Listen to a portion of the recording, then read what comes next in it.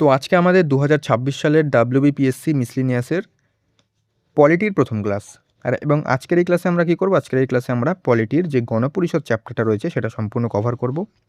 কিভাবে কভার করব? আমরা এই গণপরিষদ চ্যাপ্টার থেকে গুরুত্বপূর্ণ প্রশ্ন, উত্তর এবং তার সাথে প্রচুর এক্সট্রা তথ্যের মাধ্যমে কিন্তু সম্পূর্ণ চ্যাপ্টারটা কভার করব। এভাবে কভার করার একটাই কারণ, এভাবে কভার করলে কি হবে? যাদের হয়তো এই চ্যাপ্টারটা পড়া রয়েছে বা যারা রিভিশন করতে যাচ্ছে, প্র্যাকটিস করতে চাচ্ছে, তাদেরও কভার হয়ে যাবে, তাদেরও প্র্যাকটিস রিভিশন হয়ে যাবে এবং যারা নতুন তারাও কিন্তু পুরো চ্যাপ্টারটা এভাবেই কভার করতে পারবে। ঠিক আছে? আর এই ক্লাসটা দেখার পরে কিন্তু এই অধ্যায় থেকে যেকোনো প্রশ্ন দিলেই তোমরা কিন্তু অনায়াসে করতে পারবে। তো ক্লাসটা সম্পূর্ণ করো, এটা কিন্তু সম্পূর্ণ কভার হয়ে যাবে। ঠিক আছে? আর আমি কিন্তু তোমাদের মিসলেনিয়াস পরীক্ষার জন্য একটা হট টপিকের পিডিএফ দিয়েছিলাম। সেটাও আমাদের টেলিগ্রামে পেয়ে যাবে। সেই হট টপিকের যে পিডিএফ মানে সেখানে বলেছিলাম যে কোন টপিকগুলো তোমাদের ১ম এ কভার করতে হবে এবং আমরা বলেছিলাম যে সেই টপিকগুলো কিন্তু আমরা ১ম এ কভার করে দেবো এবং তারপরে কিন্তু আমরা যেগুলো বাকি রয়েছে, যেগুলো কম গুরুত্বপূর্ণ সেগুলো পরে কভার করব। ঠিক আছে? তো সেই অনুযায়ী কিন্তু আজকে আমাদের ক্লাস, আজকে আমাদের পলিটির প্রথম ক্লাস এবং আজকের ক্লাসে আমরা কি করব? সম্পূর্ণ গণপরিষদ থেকে গঠন করব বলছি, গণপরিষদ থেকে কভার করব। আর আজকের ক্লাসের পিডিএফটা তোমরা বিনামূল্যেই পাবে। পিডিএফটা পাওয়ার জন্য তোমাদের একটা কাজ করতে হবে, আমাদের চ্যানেলটাকে কিন্তু অবশ্যই সাবস্ক্রাইব করতে হবে। অনেকে ক্লাস দেখে কিন্তু এটা করে না। এটা করতে তো টাকা লাগে না, এটা অবশ্যই করে দিও। আর পিডিএফটা পাবে, পিডিএফটা কী করে পাবে তার জন্য একটু শেষ পর্যন্ত ক্লাসটা দেখতে বলব। আর আমি যখন প্রশ্ন উত্তর স্ক্রিনে আসবে তখন কিন্তু আমরা ভিডিওটা পজ করে উত্তরটা নিজেরা করার চেষ্টা করবে, তাহলে কিন্তু তোমাদের অনেকটা লাভ হবে এবং প্রত্যেকটা প্রশ্নের উত্তর করার পর শেষে আমাকে কমেন্টে বলবে তোমরা কতগুলো পেরেছো। ঠিক আছে? তো শুরু করছি আজকের ক্লাস। আর এভাবেই কিন্তু সম্পূর্ণ ক্লাসগুলো হবে আমাদের। আর এভাবে করলে তোমাদের মিসলেনিয়াসের সম্পূর্ণ জিকে তোমরা আমার এই চ্যানেল থেকে কভার করতে পারবে একদম ফ্রিতে। ঠিক আছে? তো শুরু করছি ক্লাস। দেখো, প্রথম প্রশ্ন প্রথম প্রশ্ন বলছে কি, ভারতের গণপরিষদ কোন পরিকল্পনার অধীনে গঠিত হয়েছিল? অপশন এ দেখো Cripps mission, option B cabinet mission পরিকল্পনা, অপশন সি মাউন্টব্যাটেন পরিকল্পনা, অপশন ডি ওয়াফেল পরিকল্পনা। আমাদের যে সংবিধান রচনা করেছিল গণপরিষদ, সেই গণপরিষদটা গঠন করা হয়েছিল কোন পরিকল্পনার অধীনে সেটাই বলছে প্রশ্নতে। ঠিক আছে? দেখো, আমি চাইলে থিওরি ক্লাস না আনতে পারতাম, তবে থিওরি ক্লাস ইউটিউবে কেউ দেখতে চায় না। এটাই হচ্ছে বাস্তব। সেক্ষেত্রে থিওরি ক্লাস নিয়ে এসে অত টাইম ওয়েস্ট করে লাভ নেই। আমি তোমাদের ডাইরেক্ট যেভাবে পরীক্ষায় আসতে পারে, যেভাবে পরীক্ষার জন্য ইম্পর্টেন্ট সেগুলো আমি এভাবেই করাবো এবং সম্পূর্ণ কিন্তু 100%ই কভার হবে এখানে। ঠিক আছে? দেখো, তো বলছে যে গণপরিষদ গঠিত হয়েছিল কোন পরিকল্পনার অধীনে? এটার উত্তর হবে কিন্তু option number B cabinet mission পরিকল্পনা বা ক্যাবিনেট মিশন প্ল্যান। এটা কিন্তু খুব গুরুত্বপূর্ণ। এবার আমরা চলে আসি এক্সট্রা তথ্যতে। দেখো, প্রথমে হচ্ছে উত্তর বলে দিলাম। এবার দেখো, এই যে ক্যাবিনেট মিশন এটা কয় ভারতে এসেছিল? এটা হচ্ছে 1946 সালে এসেছিল। এটা কিন্তু খুব গুরুত্বপূর্ণ, এটা তারিখটা মনে রাখবে। এর সদস্য সংখ্যা মানে মেম্বার কতজন ছিলেন? মেম্বার ছিলেন ৩ জন। কে? Pethick Lawrence, sir Stafford Cripps এবং এভি আলেকজান্ডার। এদের মধ্যে যে আ সভাপতি বলো বা চেয়ারম্যান ছিল সে ছিল লর্ড প্যাথিক লরেন্স, তিনি কিন্তু হেড ছিলেন। ঠিক আছে? এর কেন এসেছিল? হচ্ছে আমাদের ভারতের সংবিধান যে রচনা করবে তাই সেই গণপরিষদটাকে গঠন করার জন্য কিন্তু এটা এসেছিল। ঠিক আছে? মানে এই যে কমিশন, ক্যাবিনেট মিশন পরিকল্পনা যে কমিশন। ঠিক আছে? দেখো, ভারতে ভারতের জন্য এক নতুন সংবিধান তৈরির ফ্রেমওয়ার্ক বা রূপরেখা তৈরি করা এবং এর একটি অন্তর্বর্তী সরকার গঠন করা, ইন্টারিম গভর্নমেন্ট তৈরি করা। এটাই কিন্তু এর মূল কাজ ছিল। এই পরিকল্পনার অধীনে স্থির করা হয়েছে যে ভারতের গণপরিষদ যখন তৈরি হয়, এই গণপরিষদের মোট আসন সংখ্যা কত ছিল? আসন সংখ্যা ছিল হচ্ছে ৩৮৯ জন। এটা কিন্তু এই যে সংখ্যাটা এটা মাথায় রাখতে হবে। এই যে ৩৮৯ জন, এর মধ্যে 296 296 এবং 93 296 ছিল কি ব্রিটিশ ভারত থেকে এবং 93 জন ছিল কিন্তু দেশীয় রাজ্য থেকে। এবং এই যে 296 জন, এটা একটুখানি বলে দিই। দেখো, 296 জনের মধ্যে 292 ছিল হচ্ছে দেশ দেশীয় রাজ্য থেকে মানে প্রিন্সলি স্টেট থেকে, আর আর মাত্র 4 জন ছিল কোথায়? যে ব্রিটিশ যে আ গভর্নর আছে তাদের স্টেট থেকে, মানে তাদের প্রদেশ থেকে কিন্তু এই 4 জন ছিল। ঠিক আছে? এক সেকেন্ড একটু ভালো করে লিখে দিই। কি বললাম? যে 292 জন মানে 296 জনের মধ্যে 292 ছিল হচ্ছে প্রিন্সলি স্টেট থেকে এবং 200 বলছি 4 জন ছিল হচ্ছে ব্রিটিশ যে কমিশনার তার স্টেট থেকে কিন্তু এই 4 জন ছিল। যদি এত ভাগ পরীক্ষায় নাও দিতে পারে পশ্চিমবঙ্গের ক্ষেত্রে, তাও তোমরা কিন্তু জেনে রাখবে। ঠিক আছে? তো এই ছিল আমাদের এই যে এই ভাগটা একটু দেখে রাখো, ভাগটা কিন্তু খুব গুরুত্বপূর্ণ। তারপর হচ্ছে ক্রিপস মিশন একটু দেখে রাখো। ক্রিপস মিশন এসেছিল 1942 সালে। এটি দ্বিতীয় বিশ্বযুদ্ধের সময় পূর্ণ স্বায়ত্তশাসনের প্রস্তাব দিলেও কংগ্রেস এবং মুসলিম লীগ কিন্তু প্রত্যাখ্যান করেছিল। মানে বলেছিল যে স্বায়ত্তশাসন দেবো, মানে ডোমিনো স্ট্যাটাস দেবো আমরা, কিন্তু পুরোপুরি মানে কন্ট্রোল দেবে না। এই যে ক্রিপস মিশন 1942 সালে এসেছিল। তো এটা কিন্তু মুসলিম লীগ এবং কংগ্রেস দুই পার্টি কিন্তু এটাকে সম্পূর্ণ প্রত্যাখ্যান করেছিল। মাউন্টব্যাটেন পরিকল্পনা 1947, সেটি ভারতের বিভাজন এবং ভারত ও পাকিস্তান নামক দুটি স্বাধীন রাষ্ট্র গঠনের সাথে যুক্ত ছিল। এগুলো কিন্তু মাথায় রাখতে হবে, এখান থেকেও কিন্তু প্রশ্ন দেয়। ঠিক আছে, তো এই ছিল মোটামুটি একটা ধারণা। এবার দেখো আমরা নেক্সট প্রশ্ন দেখো 2 নম্বর, গণপরিষদের প্রথম সভা 9 ডিসেম্বর 1946 সালে কোথায় অনুষ্ঠিত হয়েছিল? আমাদের গণপরিষদ গঠিত হলো ক্যাবিনেট মিশন দ্বারা 1946 এসেছিল। তারপরে গণপরিষদের আমরা মেম্বার দেখলাম কত, 389 জন। দুটো ভাগ আছে, একটা 296, একটা হচ্ছে 200, একটা হচ্ছে 93। এর মধ্যে দুটো ভাগ দেখলাম 292 এবং 4। তো এই যে ভাগ, এবং তারপরে গণপরিষদের যে সভা বা অধিবেশন সেটা শুরু হয়। প্রথম সভা কবে হয় এখানে দেওয়াই আছে, 9 ডিসেম্বর 1946 সালে। এই যে সভাটা এটা কোথায় হয়েছিল সেটা বলেছে। এটা উত্তর কী হবে? এটা উত্তর হবে অপশন নাম্বার ডি, নতুন দিল্লিতে। ঠিক আছে, দেখো নতুন দিল্লির কোথায় হয়? কনস্টিটিউশন হলে, যা বর্তমান নাম হচ্ছে সেন্ট্রাল হল। ঠিক আছে, প্রথম দিনে কতজন উপস্থিত ছিল এটা পরীক্ষায় দেয়, যে প্রথম দিন কতজন সদস্য উপস্থিত ছিলেন। এটা হচ্ছে 211 জন সদস্য কিন্তু উপস্থিত ছিলেন প্রথম। মুসলিম লীগ এই সভা বয়কট করেছিল। দেখো মুসলিম লীগ বয়কট করার পর দেখো যে 389 জন ছিল, তো 389 মুসলিম লীগ যখন বয়কট করে তারপরে কিন্তু মেম্বার হয়ে দাঁড়ায় 299 জন। এটা কিন্তু পরীক্ষা দিতে পারে, তো এটা কিন্তু দেখে রাখবে। তারপর দেখো এবার এই যে প্রথম সভা হয়েছিল এখানে কিন্তু একজনকে সভাপতি বানানো হয়েছিল, কিন্তু তিনি ছিলেন কিন্তু অস্থায়ী, মানে পার্মানেন্ট ছিলেন না, কিন্তু টেম্পোরারি একজন সভাপতি ছিলেন। তার নাম কি? তার নাম হচ্ছে সচিদানন্দ সিনহা। এটা কিন্তু পরীক্ষায় দেয় যে প্রথম সভায় যে অস্থায়ী সভাপতি কে ছিলেন, উত্তর হবে সচিদানন্দ সিনহা। এটা কিন্তু খুব গুরুত্বপূর্ণ। ঠিক আছে, তারপর দেখো এই সভার মাধ্যমেই আধুনিক ভারতের সংবিধান রচনার আনুষ্ঠানিক যাত্রা শুরু হয়েছিল। মানে প্রথম সভা থেকে শুরু হয়েছিল সংবিধান রচনার একটা যাত্রা, যেটা আমরা আজকে আমাদের সংবিধান হয়েছে। ঠিক আছে, এবং তার নাম প্রস্তাব করেছিলেন কে? মানে সচিদানন্দ সিনহার নাম প্রস্তাব করেছিলেন জেবি কৃপলানি। তো এগুলো কিন্তু ভালো রাখবে। মেন মনে রাখতে হবে কোথায় কোথায় হয়েছিল, কতজন উপস্থিত ছিলেন, অস্থায়ী সভাপতি কে ছিলেন, ব্যাস এখান থেকে এই প্রশ্নগুলোই দেবে। তারপর দেখো পরবর্তী প্রশ্ন দিয়েছে কি, গণপরিষদের অস্থায়ী সভাপতি কে ছিলেন? এইমাত্র দেখলাম সচিদানন্দ সিনহা। ঠিক আছে, দেখো এক সেকেন্ড, হ্যাঁ দেখো ভারতের জন্য এক পৃথক সংবিধান রচনার উদ্দেশ্যে একটি গণপরিষদ গঠন করা দরকার, এই ধারণাটি প্রথমবার, দেখো এক সেকেন্ড আমি একটুখানি এখানে একটা জিনিস বলে দিই। দেখো সচিদানন্দ সিনহা ছিলেন হচ্ছে অস্থায়ী, যদি বলে স্থায়ী সভাপতি কে ছিলেন তাহলে কিন্তু হবে রাজেন্দ্র প্রসাদ, তিনি ছিলেন কিন্তু স্থায়ী সভাপতি। এগুলো কিন্তু মাথায় রাখতে হবে। এবার দেখো, এবার যদি বলে যে এই যে আমাদের গণপরিষদ যে গঠন, এর দাবিটা নিশ্চয়ই কেউ প্রথমে দেবে।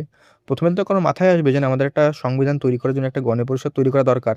এই যে ধারণাটা, এটা যদি বলে প্রথম কে দেয় তাহলে উত্তর কী হবে? তাহলে উত্তর হবে কিন্তু MN রয়, মানে মানবেন্দ্রনাথ রায়। কত সালে যদি বলে তাহলে হচ্ছে 1934 সালে। সালটাও কিন্তু মাথায় রাখবে, 1934। 1935 সালে তারপরে কে দেয়? তারপর হচ্ছে জাতীয় কংগ্রেস প্রথমবার আনুষ্ঠানিকভাবে ভারতের সংবিধান রচনার জন্য একটি গণপরিষদ গঠনের দাবি জানায়। প্রথমে হচ্ছে মানবেন্দ্রনাথ রায়। তারপরে কিন্তু জাতীয় কংগ্রেস 1935 সালে সেটাকে আনুষ্ঠানিকভাবে বলে যে না, আমাদের সংবিধান রচনার জন্য একটা গণপরিষদ দরকার। তারপরে এই যে দাবি করে সবাই, তারপরে কি হয়? তারপরে ভারতীয়দের এই দাবি ব্রিটিশ সরকার প্রথমবার নীতিগতভাবে মেনে নেয় এবং 1940 সালে আগস্ট অফার নিয়ে আসে। এবং যেখানে বলা হয় যুদ্ধ শেষে প্রধানত ভারতীয়রা নিজেদের সংবিধান তৈরি করতে পারবে। ঠিক আছে, মানে প্রথমে আছে আগস্ট অফার। তারপরে আগস্ট অফারের পর কি আসে? মানে এটা ফেল হয়ে যায়, আগস্ট অফার কিন্তু সম্পূর্ণরূপে ফেল হয়ে যায়। তারপরে আসে 1942 সালে স্টাফোর্ড ক্রিপস। তিনি একটি খসড়া ভারতে নিয়ে আসেন, মানে স্টাফোর্ড ক্রিপস মিশন। সেখানে স্পষ্টভাবে বলা হয়েছিল যে দ্বিতীয় বিশ্বযুদ্ধের পর একটি নির্বাচিত গণপরিষদ গঠন করা হবে, যদিও কংগ্রেস ও মুসলিম লীগ এটা কিন্তু বয়কট করেছিল। এরাও কিন্তু ফেল হয়ে যায়। তারপরে কিন্তু অবশেষে প্রথমে আগস্ট অফার ফেল, এটাও ফেল, ক্রিপস মিশনও ফেল। তারপরে কিন্তু অবশেষে 1946 সালে কি আসে? ক্যাবিনেট মিশন পরিকল্পনা। এর মাধ্যমে কিন্তু 1946 সালে এর মাধ্যমে কিন্তু ভারতের গণপরিষদ গঠিত হয় এবং ভারতের সংবিধান রচনার কাজ শুরু হয়।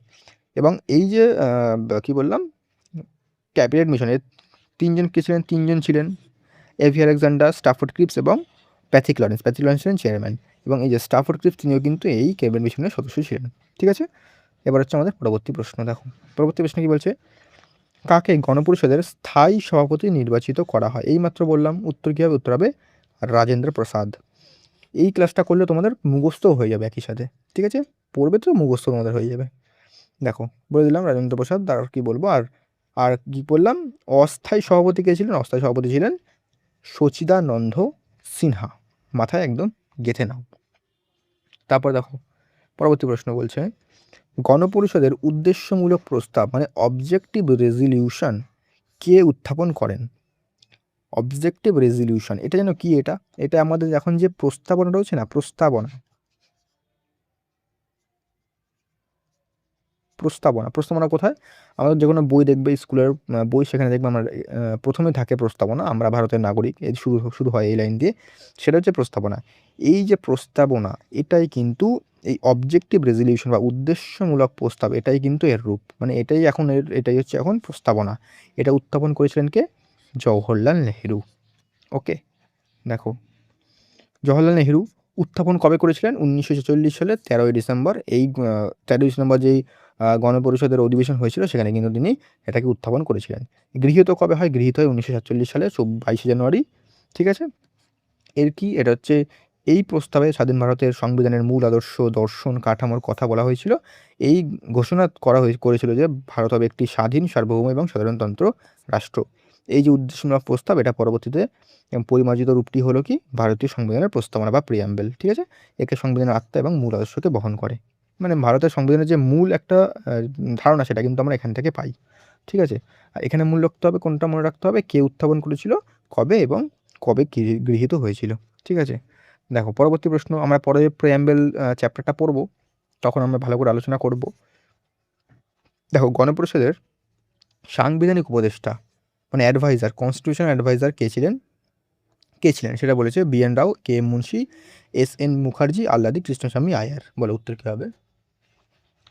এটার উত্তর কী হবে? সাংবিধানিক উপদেষ্টা বা অ্যাডভাইজার। দেখো এটার উত্তর কী হবে? এটার উত্তর কিন্তু option number A, B N Rao. ঠিক আছে, বি এন রাও। দেখো তার পুরো নাম কী ছিল? স্যার বেনেগাল নরসিং রাও। পুরো নামটা যদিও দেয় না, তাও দেখে রাখবে, দেখে রাখতে ক্ষতি নেই। দেখো বি আর আম্বেদকর, বি আর আম্বেদকরের খসড়া কমিটি কাজ শুরু করেছিল করার আগেই বি এন রাও সংবিধানের একটি প্রথম খসড়া তৈরি করেছিলেন। এটা তুমি দেবে না, এটা জাস্ট মাথায় রাখার জন্য, এটা দরকার নেই। বি আর আম্বেদকর কিন্তু খসড়া কমিটি বা ড্রাফটিং কমিটির কিন্তু চেয়ারম্যান ছিলেন, এবং তাকে কিন্তু ভারতীয় সংবিধানের জনক বলা হয়। এটা মাথায় রাখবে, ভারতীয় সংবিধানের জনক কাকে বলা হয়?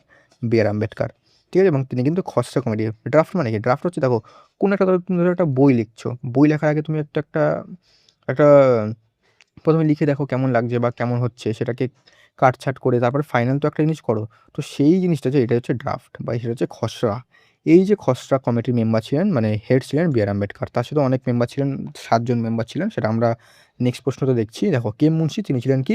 তিনি ছিলেন খসড়া কমিটির একজন গুরুত্বপূর্ণ সদস্য এবং এবং অর্ডার অফ বিজনেসের চেয়ারম্যান। এটা কিন্তু গুরুত্বপূর্ণ, অর্ডার অফ বিজনেস কমিটি যেটা, মানে দেখো গণপরিষদ যখন হয়েছিল তখন কিন্তু 8টা হচ্ছে মেজর, মানে মূল কমিটি কিন্তু ছিল 8টা, এবং বাকি কিন্তু অন্যান্য ছোটোখাটো কমিটি ছিল। তো এই যে মেজর কমিটিগুলো, এখান থেকে কে কোন কোন কমিটির চেয়ারম্যান ছিল সেগুলো কিন্তু পড়তে হবে, আমরা পড়বো, সেগুলো আছে, এখন আছে, একটু পরে আছে। আর অর্ডার অফ বিজনেস কমিটি, এটা হচ্ছে মাইনর কমিটি, এটার চেয়ারম্যান ছিলেন কে? কে এম মুন্সি। তারপর হচ্ছে এস এন মুখার্জি, তিনি ছিলেন কিন্তু গণপরিষদ প্রথম ড্রাফটসম্যান। এটা কিন্তু খুব গুরুত্বপূর্ণ, ভালো করে কিন্তু এটা মাথায় রাখবে। আল্লাদি কৃষ্ণস্বামী আইয়ার, তিনি ছিলেন হচ্ছে খসড়া কমিটির একজন মেম্বার। ঠিক আছে, তারপর দেখো পরবর্তী প্রশ্ন কি বলছে? পরবর্তী প্রশ্ন বলছে, খসড়া কমিটির কতজন সদস্য ছিল, মানে কতজন সদস্য নিয়ে গঠিত হয়েছিল? 5, 9, 7, 11। এইমাত্র বললাম খসড়া কমিটি গঠিত হয়েছিল 7 জন টোটাল মেম্বার নিয়ে। 7 জনের মেম্বারের নাম জানবো আমরা এখনই। দেখো গঠনকাল কবে গঠিত হয়? 1947 সালের 29শে আগস্ট গঠিত হয়, এবং বি আর আম্বেদকর কিন্তু এর চেয়ারম্যান ছিলেন। এটা কিন্তু মাথায় রাখবে। এক সেকেন্ড, 1947 না, 1947 হবে না, এটা ঠিক আছে, একটু মানে ভুল আছে কোথায়, তারিখটা তোমরা ভুলভাল আছে। এটা 29 আগস্ট, এটা এটা ঠিক আছে, 29 আগস্ট, এটা তোমরা মাথায় রাখবে, 29 আগস্ট, তবে এটা কিন্তু ভুল আছে। ঠিক আছে, ঠিক আছে, তারপরে দেখো না না ঠিকই আছে, 1947 29 আগস্ট ঠিকই আছে। এটা একটু একবার একটু চেক করে নেবে তো এটা। আমার ঠিকঠাক আমার মাথায় আসছে না। দেখো, এবার আমাদের জানতে হবে যে কোন, কোন কারা সদস্য ছিলেন। দেখো, মানে পরীক্ষায় কেমন প্রশ্ন দেবে বলো তো? এখান থেকে ধরো ৩ জনের নাম দিল এবং একজনের নাম অন্য একজনের নাম দিয়ে দিল। এবং ধরো বাল গঙ্গাধর তিলকের নাম দিয়ে দিলেন এবং বলল যে এদের মধ্যে কে খসড়া কমিটির মেম্বার ছিলেন না। সেক্ষেত্রে তোমাদের নামগুলো কিন্তু একটু মাথায় রাখতে হবে। প্রথমে হচ্ছে বি.আর. আম্বেদকর, তিনি ছিলেন চেয়ারম্যান।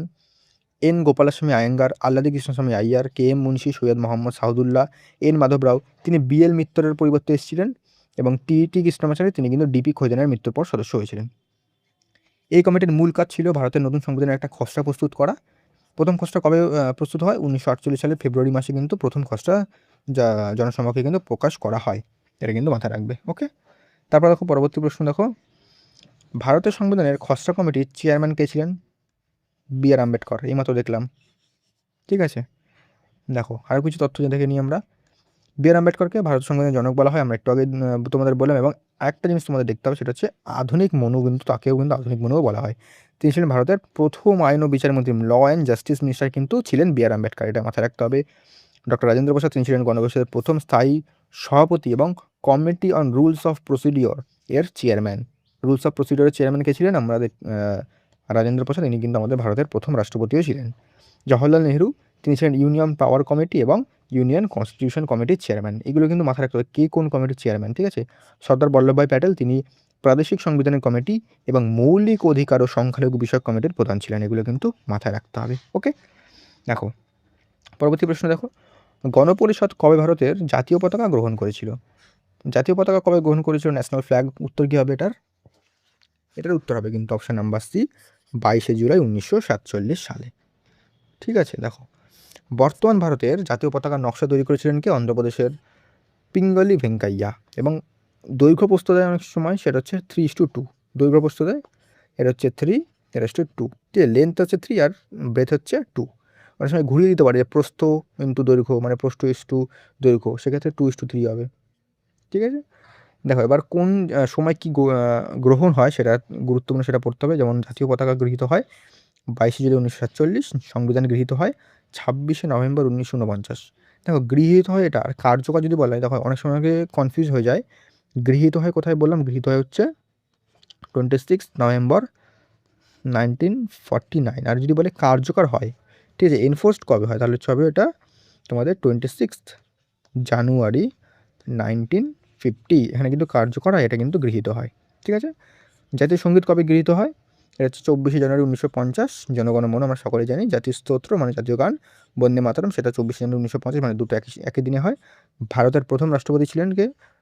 ডক্টর রাজেন্দ্র প্রসাদ, তিনি কিন্তু 24শে জানুয়ারি 1950। এবং কমনওয়েলথের সদস্যপদ কবে ভারতের নিশ্চিতকরণ হয়? সেটা কিন্তু মে 1949, সেটা কিন্তু পরীক্ষায় দেয়।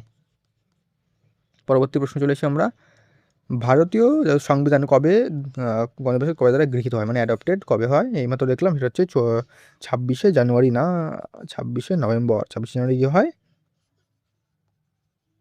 কার্যকর হয়। এটা কিন্তু তোমাদের একটুখানি সাবধানে পড়তে হয় প্রশ্নটা। দেখো, 26শে নভেম্বর দিনটিকে স্মরণীয় করে রাখতে প্রতি বছর আমরা সংবিধান দিবস পালন করি, কনস্টিটিউশন ডে। এই দিনে কিন্তু চূড়ান্ত খসড়ায় গণপরিষদে মোট 284 জন সদস্য উপস্থিত থেকে স্বাক্ষর করেছিলেন এবং এখানে কিন্তু 15 জন মহিলাও ছিলেন। এটা কিন্তু মাথায় রাখতে হবে। 1949 সালে 26শে নভেম্বর যখন সংবিধান গৃহীত হয়, তখন কিন্তু এতে কী ছিল? এতে একটি প্রস্তাবনা বা একটা প্রিএম্বল, এখনও একটা প্রস্তাবনা রয়েছে। ধারা কটা ছিল? 395। এখন কটা রয়েছে? এখন হচ্ছে 495 প্লাস। 22টি অংশ ছিল, এখন কটা অংশ রয়েছে বা কটা পার্ট রয়েছে? এখন হচ্ছে 25টা পার্ট। 8টি তফসিল স্কেডিউল ছিল, এখন কটা রয়েছে? এখন হচ্ছে 12টা স্কেডিউল রয়েছে। ঠিক আছে? যেগুলো কিন্তু মাথায় রাখতে হবে। এখন কত ছিল, আগে কত ছিল? তৎক্ষণিক কার্যকর, দেখো মানে যখন সংবিধান কার্যকর হয় তখন কিন্তু সব কিছু কিন্তু ছিল না। 3টে জিনিস কিন্তু লাগু হয়েছিল। কী কী ছিল? একটা হচ্ছে নাগরিকত্ব, সিটিজেনশিপ, একটা হচ্ছে নির্বাচন, একটা হচ্ছে অন্তর্বর্তী সংসদ। ঠিক আছে? এগুলো কিন্তু তোমাদের মাথায় রাখতে হবে। পরবর্তী প্রশ্ন দেখো কী দিচ্ছে। প্রশ্ন বলেছে, ভারতীয় সংবিধান রচনার জন্য গণপরিষদের মোট কতগুলি অধিবেশন অনুষ্ঠিত হয়েছিল? 11, 10, 11, 12, 15। মোট যদি বলে এখানে কিন্তু 11 হবে। মানে টোটাল যদি লাস্টেটা স্বাক্ষর হয় তাহলে কিন্তু 12টা ধরা হয়, তবে কিন্তু উত্তর দিলে 11টাই হবে। যদি বলে কত দিন, তাহলে হচ্ছে টোটাল 165 দিন। ঠিক আছে? 165 দিন না বলছি, হ্যাঁ ভুল 11টা সেশন, 1 সেকেন্ড, 11টা সেশন 165 দিন। 165 দিন, মানে সেশনগুলো টোটাল 165 দিনে হয়েছিল, ঠিক আছে। তারপর দেখো পরবর্তী প্রশ্ন, দেখো কি বলছে, গণপরিষদের প্রতীক কোন প্রাণীকে ব্যবহার করা হয়? সিংহ, বাঘ, ঘোড়া, হাতি। উত্তর কী হবে? এটার উত্তর অপশন নাম্বার ডি, হাতি। দেখো সিল হচ্ছে হাতি, বললাম যেটা। প্রতিষ্ঠা 1946 সালের ক্যাবিনেট মিশন প্ল্যান, যেটা বললাম ক্যাবিনেট মিশন প্ল্যান দ্বারা কিন্তু গণপরিষদ গঠিত হয় 1946 সালে। আমরা আবার যেগুলোকে বারবার রিভিশন করছি তাহলে কিন্তু আমাদের রিভিশন হয়ে যাবে। প্রথম বইটা কবে আমরা দেখলাম? 1946 সালের 9 ডিসেম্বর দিল্লির কনস্টিটিউশন হলে। প্রথম অস্থায়ী সভাপতি কে ছিলেন? সচ্চিদানন্দ সিনহা। লিখে দিই আমি, সচ্চিদানন্দ সিনহা। আর প্রথম স্থায়ী সভাপতি কে ছিলেন? ডক্টর রাজেন্দ্র প্রসাদ, ঠিক আছে, এগুলো কিন্তু মাথায় রাখতে হবে। তারপর দেখো পরবর্তী প্রশ্ন, গণপরিষদের সচিব বা সেক্রেটারি হিসেবে কে নিযুক্ত হন? বলে কি হবে? যদি বলে না গণপরিষদের সেক্রেটারি, তাহলে কিন্তু উত্তর হবে option number B, HVR Iyengar. দেখো সাংবিধানিক উপদেষ্টা, কনস্টিটিউশনাল অ্যাডভাইজার এইমাত্র বললাম, BN রাও, খুব গুরুত্বপূর্ণ। ড্রসম্যান বললাম SN মুখার্জি। মানে অলঙ্কার কে করেছিলেন? নন্দলাল বসু এবং রাম মনোহর সিনহা। সেটাকে ডেকোরেট করেছিলেন আমাদের সংবিধানকে, ঠিক আছে। তারপরে দেখো ভারতীয় সংবিধানের মূল পাণ্ডুলিপিটি কে ইংরেজি হরফে লিখেছিলেন? বলো কি হবে ওটার উত্তর?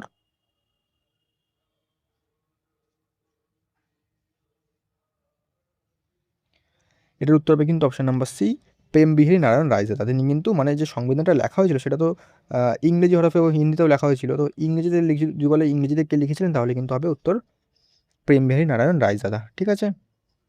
আর হিন্দিতে লিখেছিলেন কে বলো তো? হিন্দিতে লিখেছিলেন হচ্ছে বসন্ত কৃষ্ণ বৈদ্য, হচ্ছে হিন্দি। পরবর্তী প্রশ্ন দেখো, সংবিধানের খসড়া তৈরি করতে বা লিখতে গণপরিষদের মোট কত সময় লেগেছিল? উত্তর বলো কি হবে? এটার উত্তর কী হবে? এটার উত্তর হবে অপশন নাম্বার সি, 2 বছর 11 মাস 18 দিন। কোনো কোনো জায়গায় কিন্তু 17 দিনও আছে, তবে অপশানে 17 দিন এবং 18 দিন একসাথে দেবে না, আর একসাথে দিলেও কিন্তু উত্তর হবে 18 দিন, ঠিক আছে। আর এখানে কিন্তু একটু সাবধানে দিতে হবে, এখন এখানে 10 আছে, এখানে 10, এখানে 11, মানে কিন্তু ফটফট করে 11 10ও দিতে পারে, তো এটা কিন্তু হবে 11 মাস। এক সেকেন্ড, হ্যাঁ এখানে দুটো পড়ে গেছে।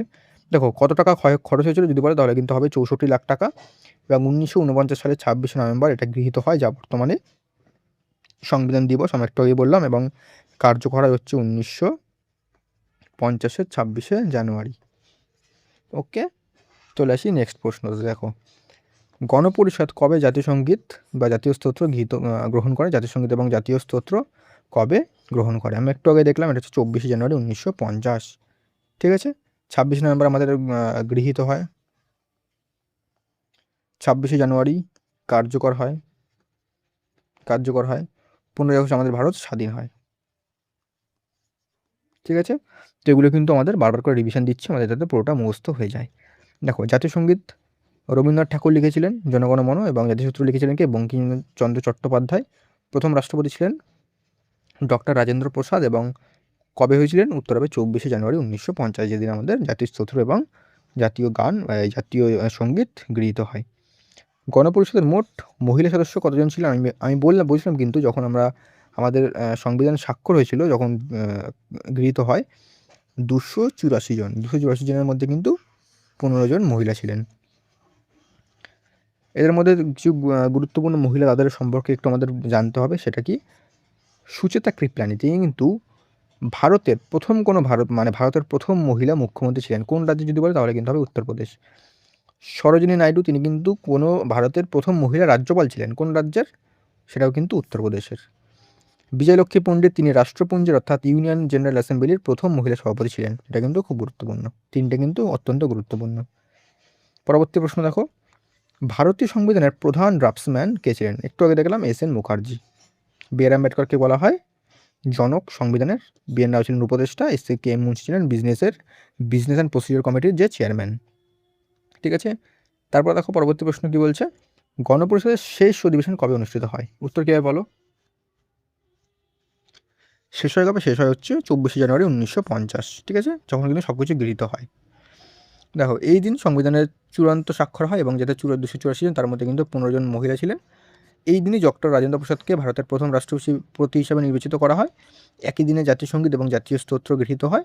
এই বৈঠকের পর গণপরিষদ বিলুপ্ত হয়ে যায় এবং 1952 সালে নতুন সংসদ গঠিত না হওয়া পর্যন্ত অন্তর্বর্তী সরকার সংসদ কাজ চালিয়ে যায়। আমরা দেখলাম যখন গৃহীত হয় তখন কী কী কার্যকর ছিল, একটা সিটিজেনশিপ, একটা অন্তর্বর্তী সংসদ এবং হচ্ছে নির্বাচন। ওকে, তো এই ছিল মোটামুটি আমাদের প্রশ্ন উত্তর আলোচনা করলাম। আমরা আলোচনার মাধ্যমে কিন্তু সম্পূর্ণটা কিন্তু শেষ করলাম। গণপরিষদ এর বাইরে কিন্তু কোনো প্রশ্ন আসবে না আমাদের পশ্চিমবঙ্গের পরীক্ষায়, ঠিক আছে? তোমরা নিশ্চিন্তে এগুলো পড়ে রিভিশন দিতে থাকো।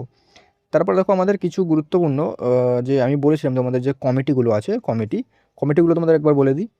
খসড়া কমিটির চেয়ারম্যান ছিলেন বি আর আম্বেদকর। কেন্দ্রীয় ক্ষমতা বিষয়ক কমিটি মানে ইউনিয়ন পাওয়ার্স কমিটি ছিলেন জওহরলাল নেহরু। কেন্দ্রীয় সংবিধান ও বিষয়ক কমিটি ছিলেন জওহরলাল নেহরু।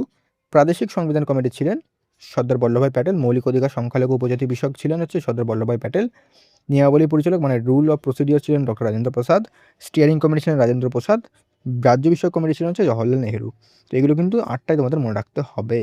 ওকে, কিছু ছোটোখাটো কমিটি ছিল সেগুলো দেখো। গণপরিষদের কার্যাবলী বিষয়ক কমিটি জি মাওলাঙ্কার, তিনি কিন্তু আমাদের প্রথম লোকসভার স্পিকার ছিলেন, এটা মাথায় রাখো। জাতীয় পতাকা সংক্রান্ত অ্যাটাক কমিটি ছিলেন doctor Rajendra Prasad. House committee ছিলেন বি পট্টবি সীতারামাইয়া। শংসাপত্র ছিলেন হচ্ছে K M Munshi. Order of business committee.